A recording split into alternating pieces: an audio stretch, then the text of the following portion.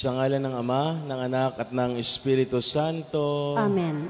Ang pagpapala ng ating Panginoong Jesucristo, ang pag-ibig ng Diyos Ama, at ang pag-iipag-isa ng Espiritu Santo naway sumainyong lahat. At sumaiyo rin. Mga kapatid, aminin natin ang ating mga kasalanan upang tayo'y maging marapat na gumanap sa banal na pagdiriwang. Inaamin ko sa makapangyarihang Diyos at sa inyong mga kapatid, na lubha akong nagkasala sa isip, sa salita, sa gawa, at sa aking pagkukulang. Kaya isinasamo ko sa mahal na Birheng Maria, sa lahat ng mga anghel at mga banal, at sa inyong mga kapatid, na ako'y ipanalangin sa Panginoong ating Diyos. Kaawaan tayo ng makapangyarihang Diyos. Patawarin tayo sa ating mga kasalanan at patnubayan tayo sa buhay na walang hanggan. Amen.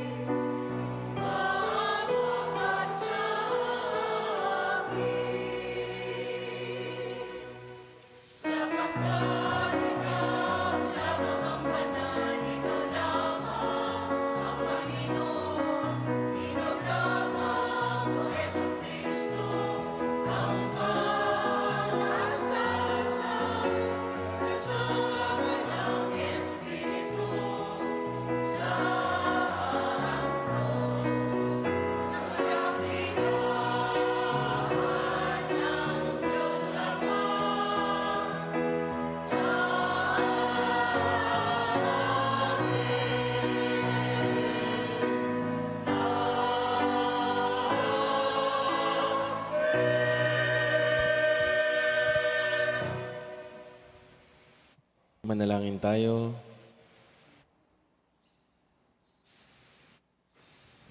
Ama naming makapangyarihan, ang iyong dakilang pagkamawain ay nangingibabaw sa aming ginagawang kabutihan at idinadaing na mga kahilingan. Ang kagandahang loob mo sa amin ay gawin mong mag-umapaw upang ang kasalanang ipinangangambang ihingi ng kapatawaran ng budhin naming takot na ikaw ay lapitan, ay iyong patawarin ng lubusan.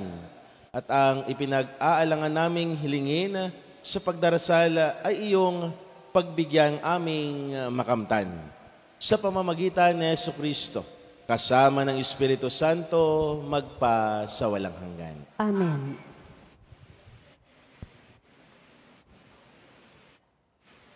Pagbasa mula sa aklat ni Propeta Habakuk. Panginoon, hanggang kailan ako daraing sa iyo at di mo diringgin? Hanggang kailan mo babayaang mamayani ang karahasan? Bakit ang ipinakikita mo sa akin ay pawang kasamaan at kahirapan? Sa magkabi-kabilay nagaganap ang pagwasak at ang karahasan. Laganap ang hidwaan at pagtatalo. At ito ang tugon ng Panginoon. Isulat mo ang pangitain. Isulat mong malinaw sa mga tapyas ng bato upang madaling mabasa at ibalita lahat. Sapagkat hindi pa dumarating ang takdang panahon upang maganap ang pangitain. Mabilis na dumarating ang wakas, hindi ito maliliban. Ngunit tiyak na magaganap kung ito may nagtatagal. Masdan mo, ang hambog ay mabibigo sa kanyang kapalaluan. Ngunit ang matuwid ay mabubuhay sa kanyang katapatan. Ang salita ng Diyos. Salamat sa Diyos.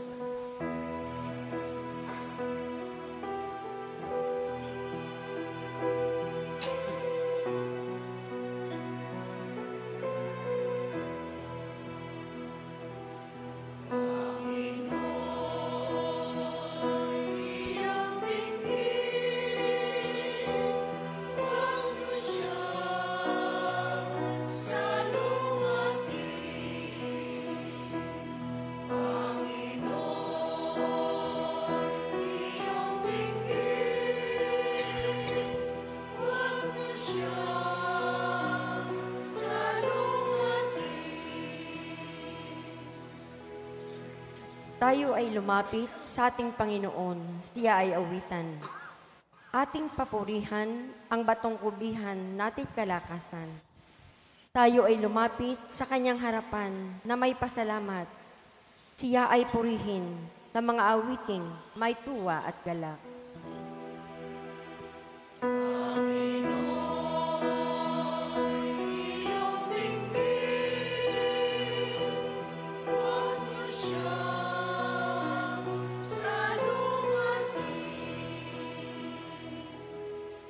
Tayo ay lumapit sa kanya'y sumamba at magbigay galang.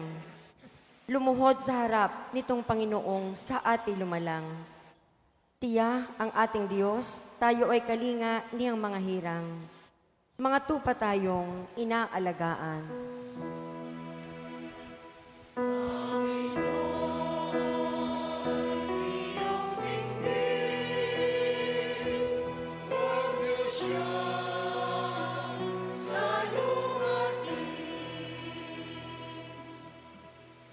Ang kanyang salita ay ating pakinggan. Yang inyong puso'y huwag patigasin tulad ng ginawa ng inyong magulang nang nasa Meriba sa ilang ng Masa. Ako ay tinukso, doon ay sinubok ng inyong magulang. Bagamat nakita ang inyong ginawang silang nakinabang.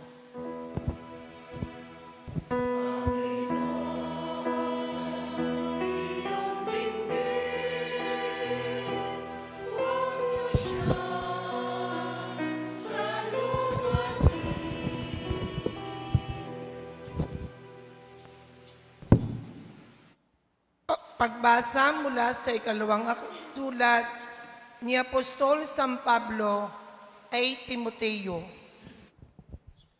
Pinakamamahal ko, pinapaalala ko sa iyo na maging masigasig ka sa pagtupad sa tungkuling tinanggap mo sa Diyos nang ipatong ko ang aking mga kamay sa ulo mo. Sapagkat hindi espiritu ng kaduwagan ang ibinigay sa atin ng Diyos, kundi espiritu ng kapangyarihan, pag-ibig at pagpigil sa sarili. Kaya huwag mong ikahiya ang pagpapatotoo tungkol sa Panginoon o ang aking pagkabilanggo dahil sa Kanya.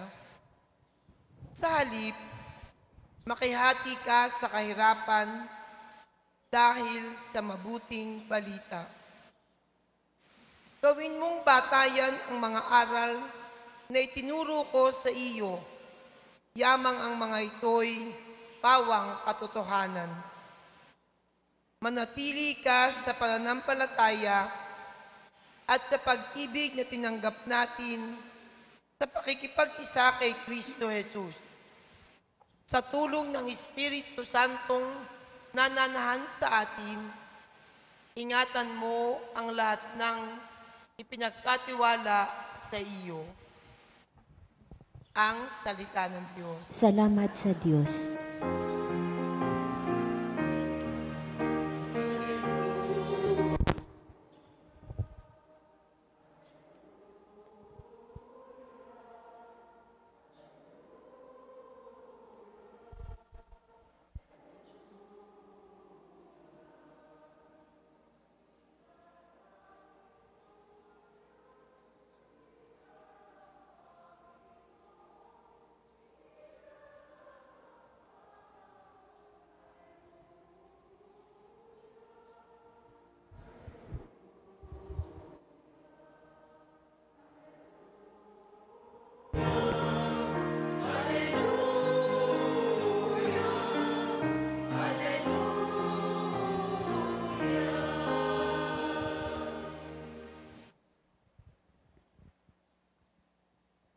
Sumainyo ang Panginoon. At sumairin.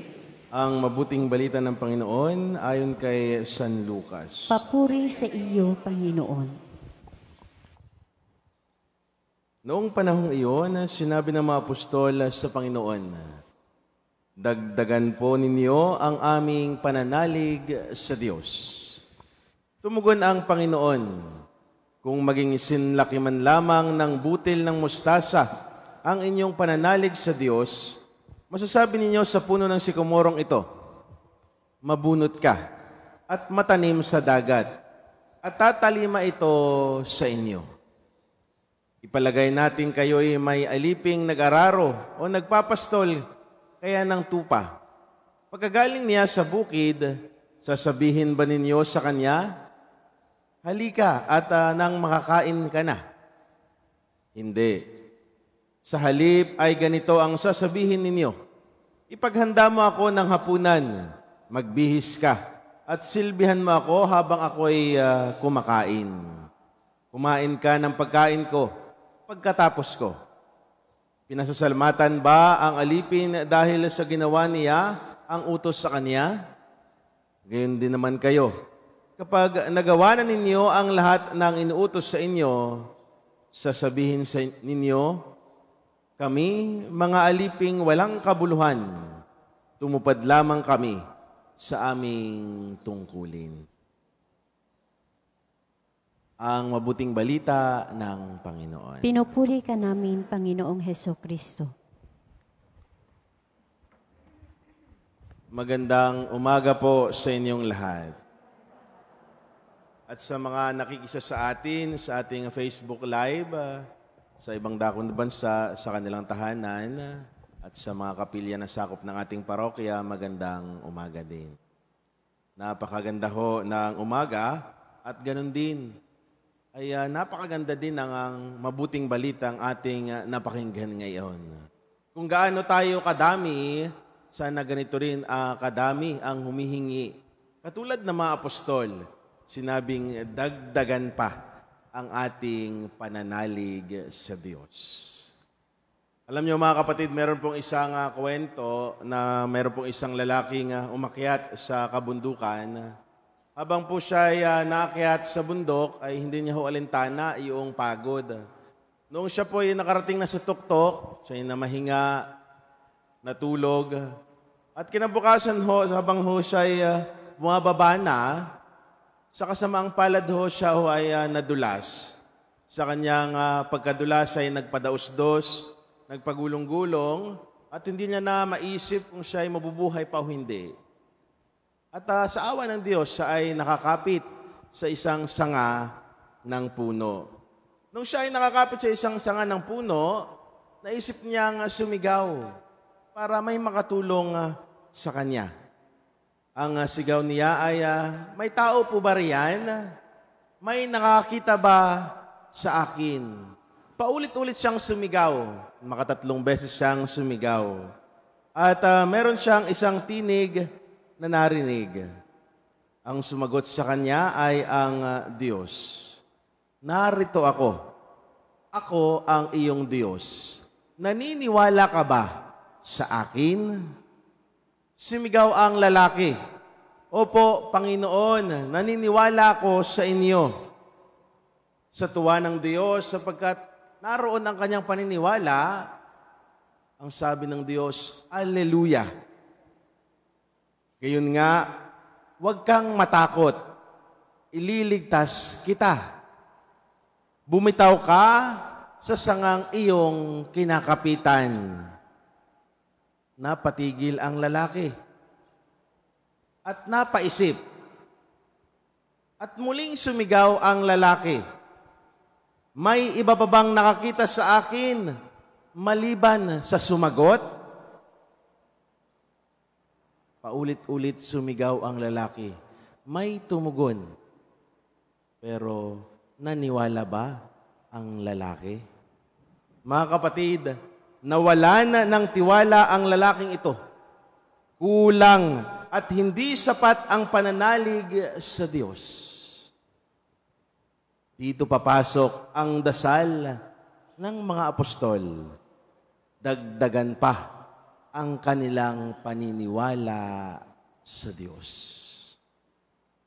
Mga kapatid, alam ninyo sa ating buhay, bilang mga tao, madalas din nating banggitin ang mga katagang ito, ang salitang dagdag.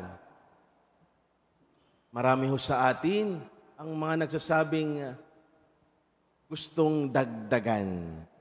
Sa mga nagtatrabaho, ang sigaw at daing, dagdag na sahod. Sa mga mag-aaral, ang sigaw ay dagdag na baon. Sa mga mamimili, dagdag na discount sa bilihin. Dagdag na salaping pambili. Sa mga nalulungkot at nalulumbay, dagdag na oras at panahon. Sa mga nagtatalo, dagdag na pasensya at pag-uunawa. Sa mga maliliit naman, dagdag na tangkad. Madami tayong gustong idagdag. Dagdag dito, dagdag doon. Maraming nagpapadagdag. Pero mga kapatid, kakaunti lang po ang nagsasabing, dagdagan po ninyo ang aming pananalig sa Diyos. Kayo, ano ang gusto ninyong madagdagan sa buhay ninyo? Tanungin nyo rin ang inyong sarili. Ano ba ang gusto kong idagdag sa aking sarili? Ngayon ay nasa 27 linggo sa karaniwang panahon. Binibigyan tayo ni Jesus ng solusyon mula sa ilang linggo niyang pangangaral ng mga bagay na nagpapawalay sa tao sa piling ng Diyos. Labis na pagtitiwala sa sarili, pagsisilbi sa Diyos, at ang di pagpansin sa mga nangangailangan. Solusyon ni Jesus, hilingin natin sa Diyos na dagdagan niya ang pananampalataya natin na mas malaki pa sa butil ng mustasa.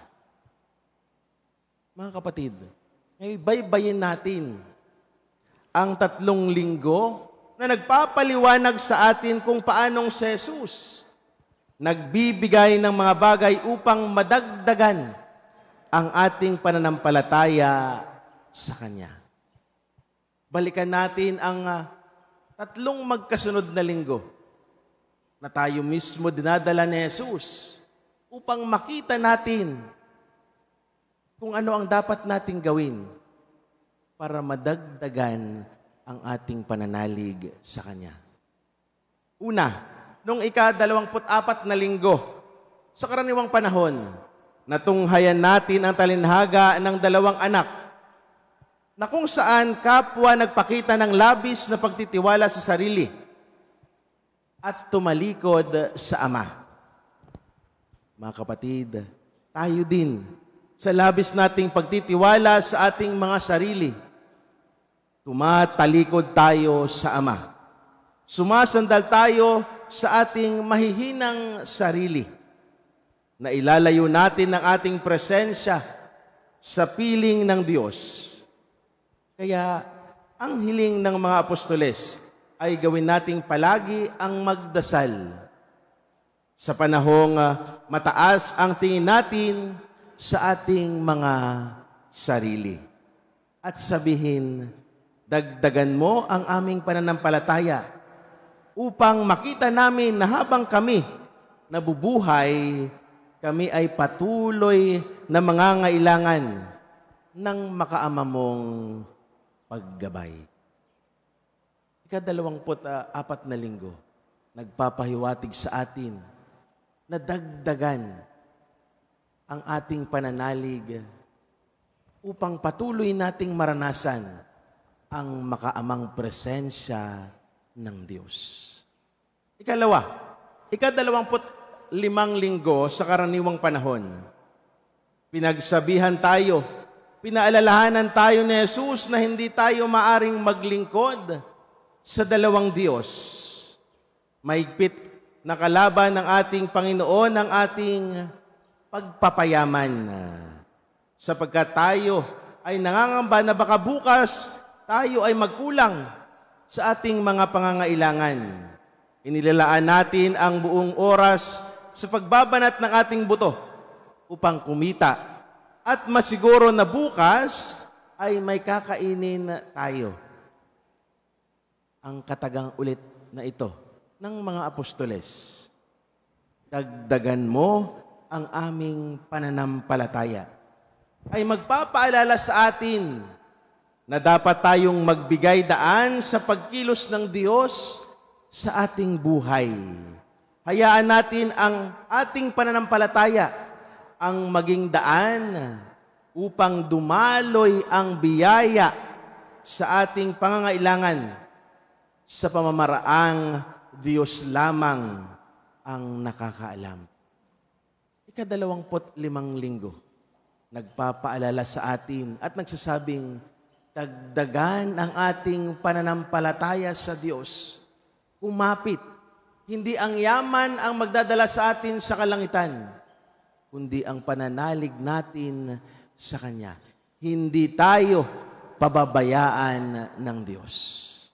Ikatlo, ika-26 na linggo sa karaniwang panahon, natunghayan natin kung paanong napabayaan ng mayaman si Lazaro na nangangailangan na nasa harap lamang ng kanyang pintuan. Kaya magtatanong tayo, bakit napunta ang mayaman sa impyerno? Kulang ang kanyang pagtingin sa mga taong mahihirap, sa mga taong nangangailangan. Sapagkat, mga kapatid, ang pagbibigay ng tulong ay salamin at refleksyon ng ating paniniwala kay Jesus. Bakit ba tayo naglalaan ng oras para sa ating kapwa? sapagkat gusto nating ipadama ang presensya ni Jesus. Bakit ba tayo nagbibigay ng tulong sa simbahan? Sapagkat gusto nating magbahagi ng natanggap nating grasya sa Diyos.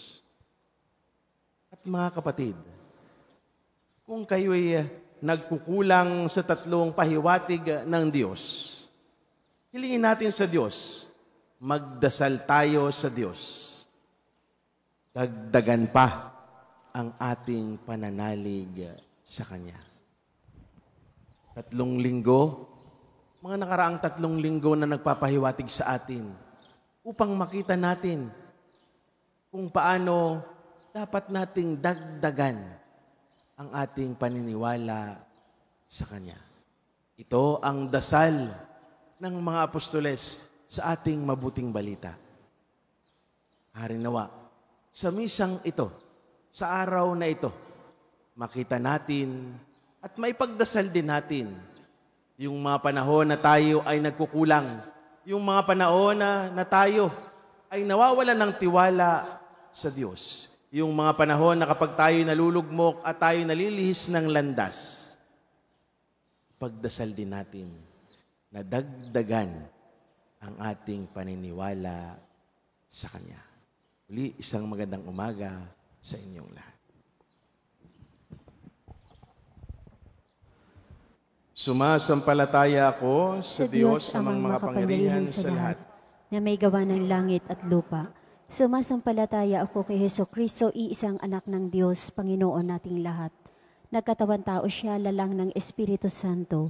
Ipinanganak ni Santa Mariang Birhen, pinagpakasakit ni Poncio Pilato, ipinako sa krus na matay inilibing, nanaog sa kinaroroonan ng mga yumao, nang may 3 araw na buhay na maguli, umakyat sa langit, naluluklok sa kanan ng Diyos amang makapangyarihan sa lahat. Doon magmumulang paririto at huhukom sa nangabubuhay at nangamatay na tao. Sumasampalataya naman ako sa Diyos Espiritu Santo, sa banal na simbahang katolika, sa kasamahan ng mga banal, sa kapatawaran ng mga kasalanan, sa pagkabuhay na muli na nangamatay na tao, at sa buhay na walang hanggan. Amen. Ama, sa pamamagitan ng tapat na pagtalima ng iyong anak, pinakita mo sa amin ang aming pagkakakilanlan bilang mga anak mong inampon. Dinggin mo ang aming mga puso, kami dumadalangin. O Diyos, tulungan mo kaming maging tapat sa iyong kalooban. O Diyos, tulungan mo kaming maging tapat sa iyong kalooban.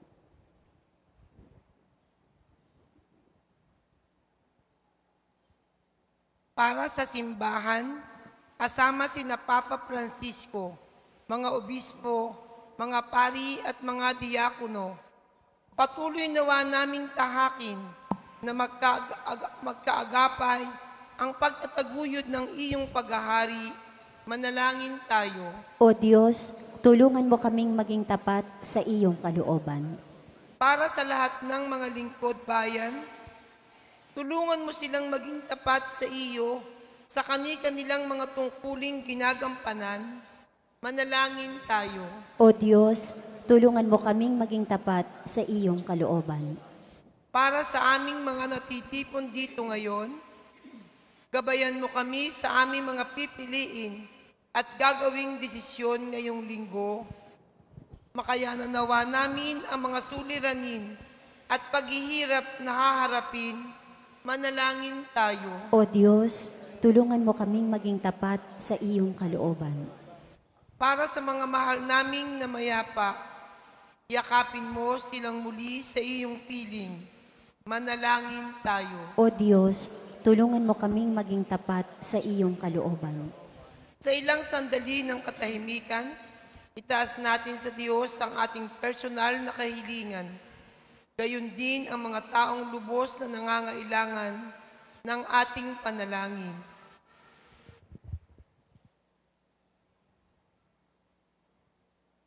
Manalangin tayo. O Diyos, tulungan mo kaming maging tapat sa iyong kalooban.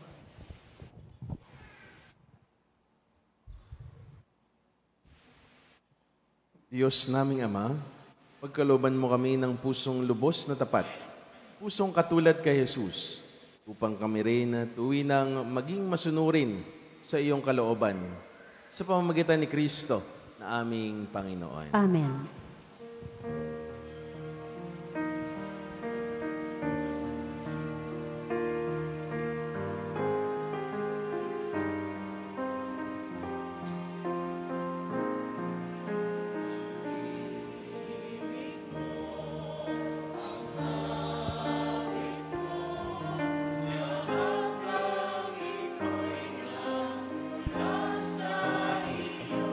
Pinapato.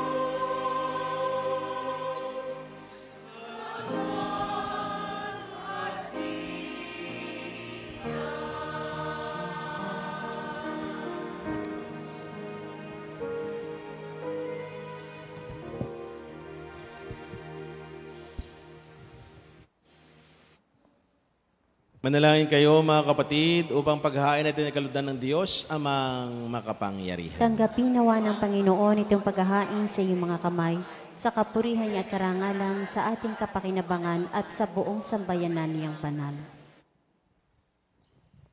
Ama naming lumikha, tanggapin mo ang paghahain ng mga alay ng iyong inahabilin at sa pagdiriwang ng tapat naming ganapin, ang kabanalan ng iyong pagliligtas naway sumaamin. Sa pamamagitan ni Jesucristo, kasama ng Espiritu Santo, magpasawalang hanggan. Amen. Sumainyo ang Panginoon. At sumainyo rin. Itaas sa Diyos ang inyong puso at diwa. Itinaas na namin sa Panginoon. Pasalamatan natin ang Panginoon na ating Diyos. Marapat na siya ay pasalamatan. Ama naming makapangyarihan, tunay ngang marapat na ikaw ay aming pasalamatan. Sa iyong kagandahang loob, kami iyong ibinukod upang iyong maitampok sa kadakilaan mong lubos. Kahit na ikaw ay aming tinalikdan dahil sa aming pagkasalawahan, gumawa ka pa rin ng magandang paraan. May manguna sa amin para ikaw ay balikan. Kaya't ang inyong minamahal na anak ay naging isa sa mga taong hamak upang may kapwa kaming makapagligtas sa aming pagkamahamak at pagkaligaw ng landas. Kaya kaysa ng mga anghel na nagsisiawit ng papuri sa iyo, nang walang humpay sa kalangitan, kami nagbubunyi sa iyong kadakilaan.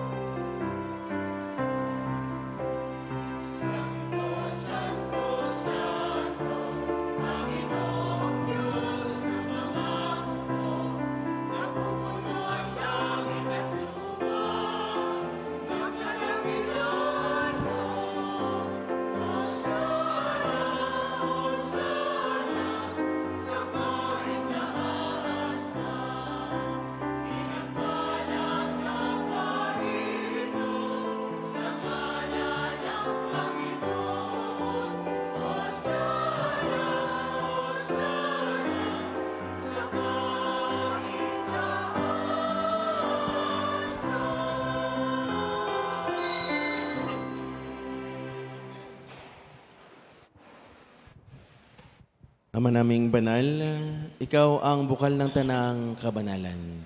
Kaya't sa pamamagitan ng iyong Espiritu, gawin mong banal ang mga kaloob na ito upang para sa amin maging katawan at dugo ng aming Panginoong Hesus Kristo. Bago niya pinagtiis ang kusang loob na maging handog, hinawakan niya ang tinapay, pinasalamatan kaniya. Pinaghati-hati niya iyon, iniabot sa kanyang mga alagad at sinabi, "Tanggapin ninyong lahat ito at kanin.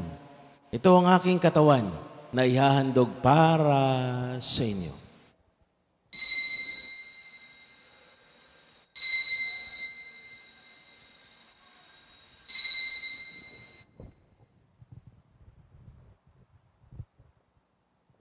Gayon din naman, nung matapos ang hapunan, hinawakan niya ang kalis. Muli kaniyang pinasalamatan. Iniabot niya ang kalis sa kanyang mga alagad at sinabi, "Tanggapin ninyong lahat ito at inumin. Ito ang kalis ng aking dugo, ng bago at walang hanggang tipan.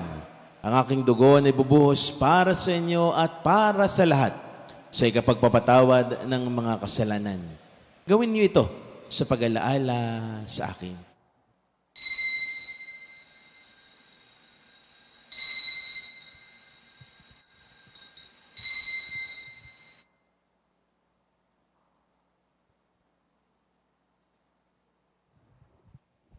Ipagbunyin natin ang misteryo ng pananampalataya. Si Kristo'y namatay, si Kristo'y nabuhay, si Kristo'y babalik sa wakas ng panahon.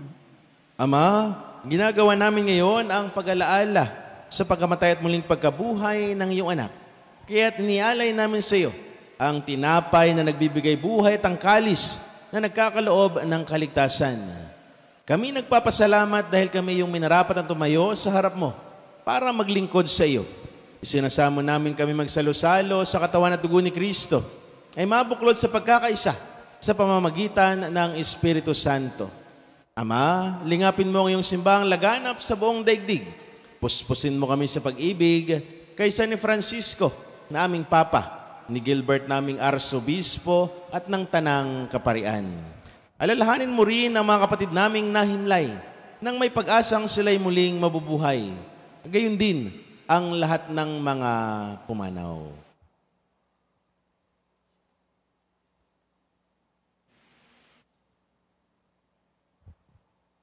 Kaawaan mo sila at patuloyin sa iyong kaliwanagan. Kaawaan mo at pangindapating kaming lahat na makasalo sa iyong buhay na walang wakas. Kaisa ng mahal na Birheng Maria na ina ng Diyos, kaisa ni Poong San Jose, kaisa ng mga apostol at ng lahat ng mga banal, ni San Jose Marelo, na namuhay dito sa daigdig ng kalugod-lugod sa iyo, may pagdiwang nawa namin na pagpupuri sa ikarangal mo sa pamamagitan ng iyong anak na aming Panginoong Hesus Kristo. Sa pamamagitan ni Kristo, kasama niya at sa Kanya, ang lahat ng parangal at papuri sa iyo, Diyos amang makapangyarihan, kasama ng Espiritu Santo, magpa sa walang hanggan.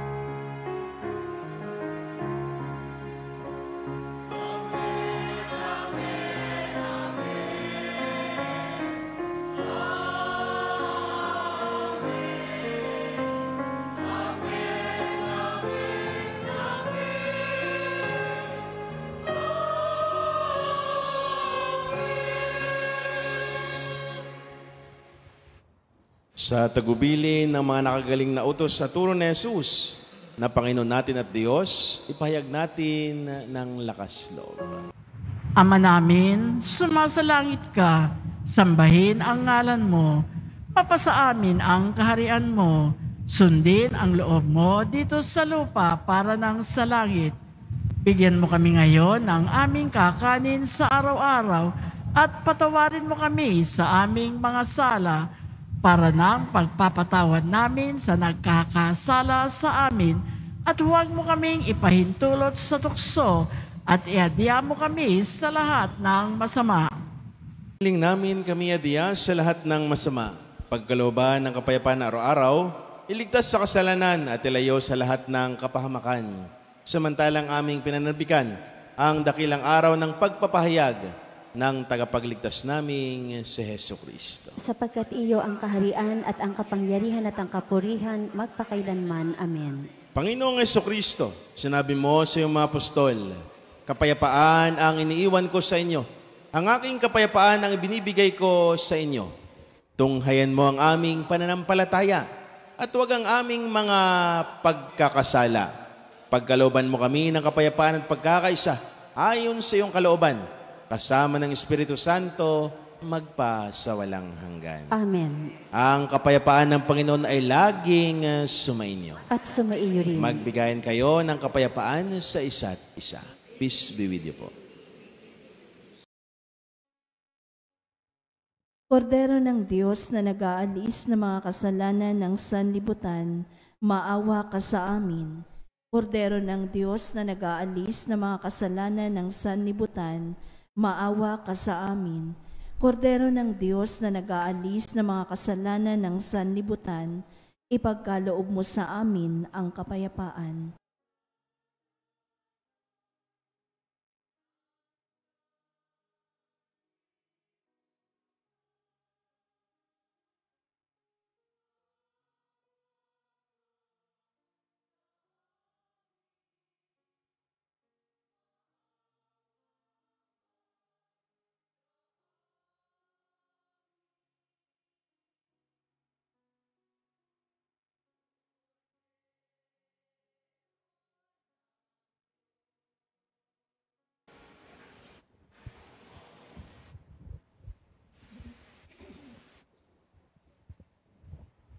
Mga kapatid, ito ang kordero ng Diyos.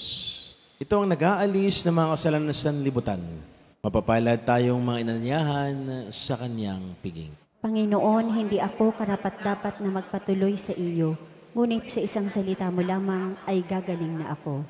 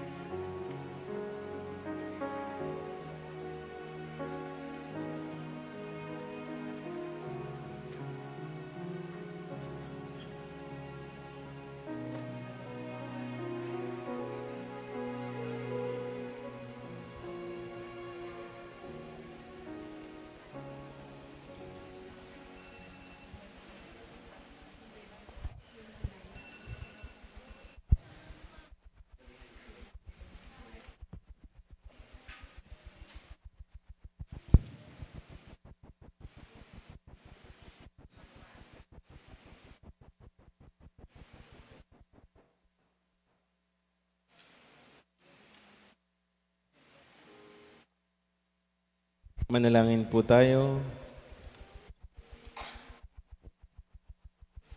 Ama naming mapagmahal, ipagkaloob mong sa pagsasalo namin sapagkat inuming banal, kami ay maging katawan ni Kristo na aming pinakikinabangan sa pamagitan niya, kasama ng Espiritu Santo, magpa sa walang hanggan.